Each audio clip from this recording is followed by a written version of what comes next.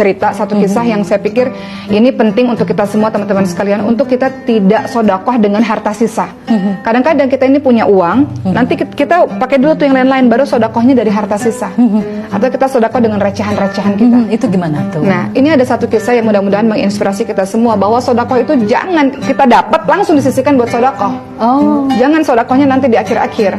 Coba kita lihat, ada satu kisah namanya Sya'ban. Sya'ban ini adalah orang yang selalu sholat bersama dengan Rasulullah SAW di masjid. Kemudian suatu ketika Rasul lihat tidak ada Sya'ban di masjid. Kemana Sya'ban? Sudah berhari-hari tidak ada Sya'ban. Akhirnya Rasul ke rumahnya Sya'ban yang jaraknya jauh sekali dari masjid. Rasul ketuk pintu dan ternyata yang membuka adalah istrinya Sya'ban. Dan istrinya menangis. Ternyata Sya'ban sudah meninggal dunia. Kemudian istrinya mengatakan, wahai Rasulullah, sebelum Sya'ban meninggal dunia, Sya'ban mengatakan 3 hal. Pertama, kenapa nggak lebih jauh? Kedua, kenapa nggak lebih banyak? Ketiga, kenapa nggak yang baru? Maksudnya apa ya Rasul?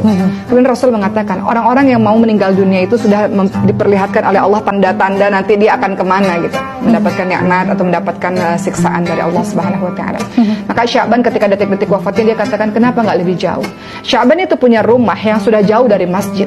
Dia selalu berjalan kaki ke masjid. Tapi Sya'ban tahu keutamaan orang-orang yang jalan menuju ke masjid itu betapa banyak pahalanya. Sya'ban menyesal, kenapa nggak lebih jauh? Kalau lebih jauh aku melangkah, pahalaku bisa lebih besar. Berbeda jauh dengan orang zaman sekarang ya. Kemudian yang kedua, Sya'ban mengatakan, kenapa nggak lebih banyak? Jadi Sya'ban itu tiap hari ketika pergi ke masjid, beliau itu membawa makanan yang beliau selalu bagi setengahnya untuk fakir miskin di tengah jalan.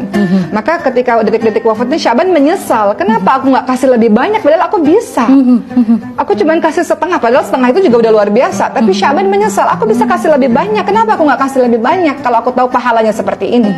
Kemudian yang ketiga, Sya'ban mengatakan, kenapa aku nggak kasih yang baru. Jadi Sya'ban itu setiap kali menuju ke masjid, beliau itu selalu bawa 2 baju, baju yang biasa dan baju yang bagus untuk beribadah kepada Allah. Sya'ban selalu kasih baju yang biasa kepada orang-orang fakir miskin itu. Dan Sya'ban menyesal, kenapa saya tidak kasih yang baru saja pakaian ini kepada orang-orang fakir miskin ketika saya tahu pahalanya luar biasa. Maka teman-teman sekalian, itu menjadi perhatian bagi kita semua bahwa kalau bisa jangan memberikan harta-harta sisa.